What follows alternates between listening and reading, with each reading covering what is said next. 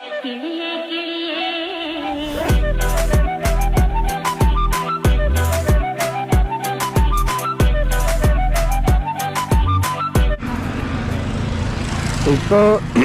നമ്മൾ ചായയൊക്കെ കുടിച്ചു.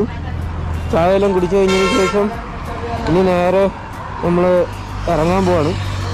ഇവിടെ നിന്ന് ഇനി ഒരു 40-44 കിലോമീറ്റർ ഉണ്ട്. 40-44 കിലോമീറ്റർ ഓടി കഴിയുമ്പോഴത്തേക്കും നമ്മുടെ സ്ഥലമെത്തും. വേണ്ട, ഇവിടെ ഒരു 4 കൂടുന്ന ജംഗ്ഷനാണ്. ഇതിൻ്റെ അടുത്തൊരു ചായക്കട കിട്ടി. അവിടുന്ന് രാവിലെ ചായ കുടിച്ചിട്ട് ഇനി യാത്ര കണ്ടിന്യൂ ചെയ്യാൻ പോവാം.